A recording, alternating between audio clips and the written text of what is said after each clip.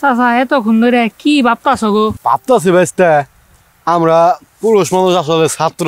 কি ভাই? বইয়ের কাছে কোনো কথা কইলে মনে করে মাই শিখাই দিছে, আবার মায়ের কাছে কোনো কথা কইলে মনে করে বই শিখাই দিছে। বিষয়টা তো আসলে একটু জটিলই। জটিল তো ভাইস্তে নই শেষ না, আরো কাহিনী আছে। এই যে মনে কর যখন চোরা ছিলাম তখন মাই কইতো তুই কিছুই বুঝস না। এখন মনে কর যে বড় হইয়া বিয়া করছি, এখন বয়ে কয় তুমি কিছুই বুঝো না। তুমি তো চাচা ভেজাল হয়ে আছো তাইলে। ঝামেলা তো নই শেষ না। এই যে দেখ মনে কর পোলা হইছে, পোলাই বড় হইয়া পোলাই কয়া ধরছে যে বাবা তুমি কিছুই বুঝো না। চাচাই কি আসলে কিছু বুঝে? আচ্ছা ভাই তোরে আমি একটা প্রশ্ন করবো, কিন্তু উত্তর দেয়া তুই খুব তাড়াতাড়ি দিবি। কি প্রশ্ন কাকা কইরা না তাড়াতাড়ি দিমু কও। আচ্ছা কত না ভাই 5 আর 5 কত হয়? তাড়াতাড়ি।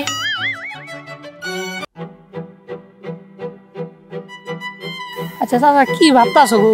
ভাবতেছি ভাই যে বিস্কুট বিস্কুট শব্দ ছাড়া কিভাবে খান যায় রে ভাই? ও ভাই তো একটা আছে। কেউ ভাই বিস্কুটটা তুমি পানিতে ভিজাবা, ভিজাই বইয়ের নাগাল কেটা কেটা করবা, পরে গলায় ঢাইলে দিবা, দেখবা কোনো শব্দ হইতাছে না।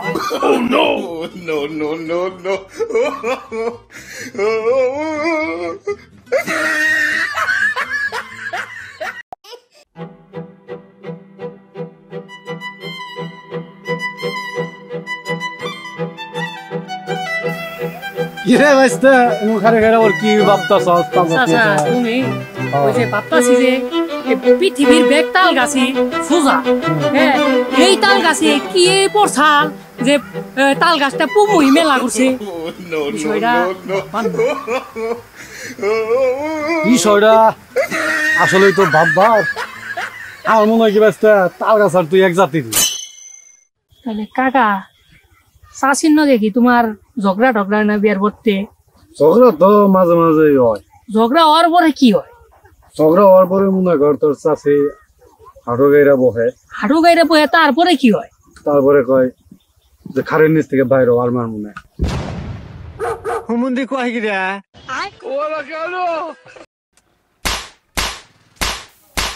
এই যে তোর পরিশ্রম করে তো পড়াইতাছি, কোচিং এ যাস তাও দেখা দেই, স্কুলে যাস তাও দেখা দেই, তুই আমার নাম্বার দেনে দিবার পারতাছস না। আনিলা তোর বাপে তো ঠিকই কইছে। হ্যাঁ এই যে এত পরিশ্রম কইরা শরীরে রক্ত পানি কইরা মাথার গাম পায়ে ফালাইয়া তোর লেখাপড়া করাইতেছে, তার নাম্বার এনে দেস না কে?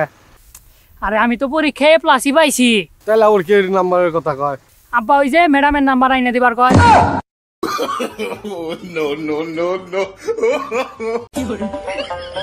এই নিলা হইল যা।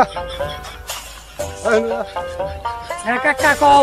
এই যে তোর বন্ধু তাও হিদের পাও মাংসস কে? আর ভালো নিগাই তো পাও মাংসি। এই বেটা পাও ভেঙ্গা ওর ভালো হয় কিভাবে রে? আরে ও যাতে খারাপ করতে না যা হারে। ওই ডান্ডার গুষ্টি মাইরা দিতে সাইরা গুষ্টি মাইরা। চাচা বাড়ি ঘরে তো সাজানো কেন, আর হেনা কোথায়?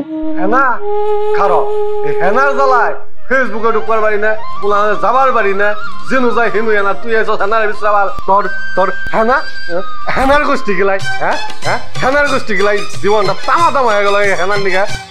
হ্যাঁ হ্যাঁ আমি বিশ্বাস করি না।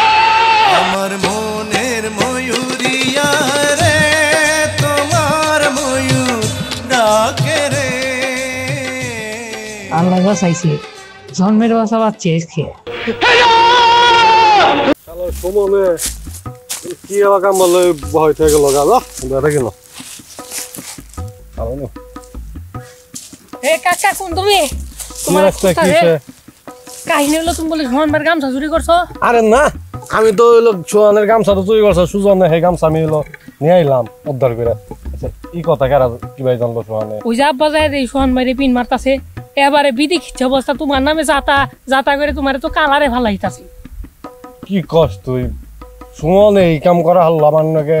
হ্যাঁ বুঝছস ব্যস্ত দুনিয়ায় আসলে ভালো মানুষ নাই, উপায় কি?